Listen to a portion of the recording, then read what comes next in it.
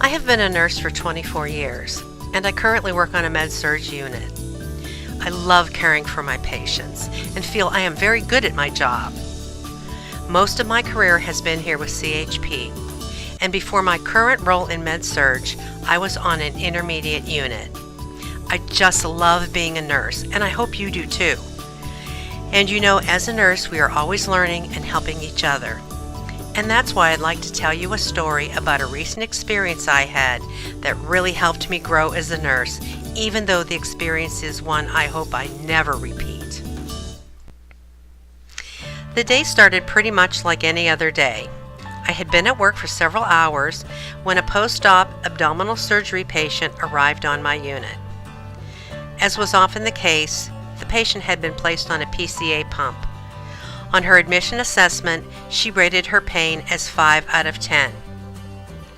I was monitoring as usual for a patient on a PCA pump, and I noticed she showed signs of restlessness and was still complaining of pain. I checked the IV site and confirmed that everything was okay. I double-checked the pump settings, and then I discovered she had had only one delivery in 4 hours. So I instructed her on how to use the pump and checked back in about an hour to see if she was getting relief. She was still rating her pain as 5 out of 10. So I consulted the physician to see what else we could offer to provide relief. The physician had a consult with the pharmacist, and they agreed we should administer a continuous basal rate infusion to try to improve her pain control. An hour after giving the basal rate, I checked back again, and she was still rating her pain as the same 5 out of 10, so she wasn't noticing any relief.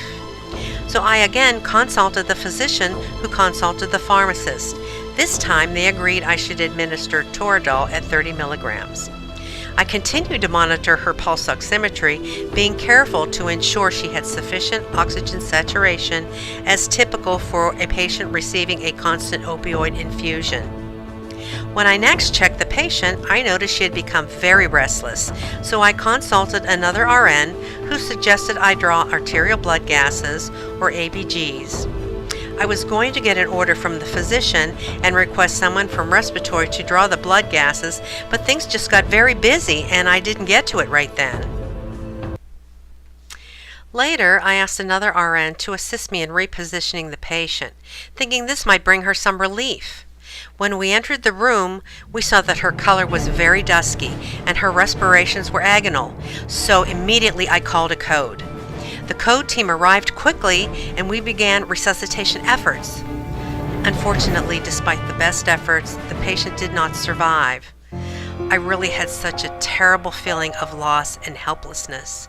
I was wishing I could have done more to keep this from happening.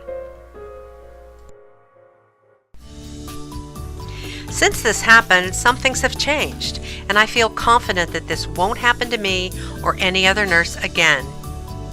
We have revised the PCA order set, which must be used in these situations. And this new PCA order set includes the instructions for the nursing staff to ensure patient safety. For example, specific frequencies have been created for completing a pain assessment and monitoring the vital signs.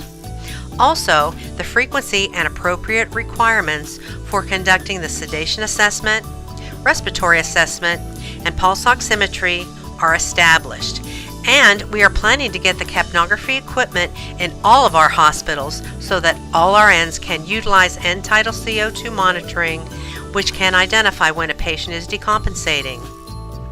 I believe that with these changes, and hope that by sharing my story with you, we can all be better nurses, serving our patients, fulfilling our mission with better outcomes.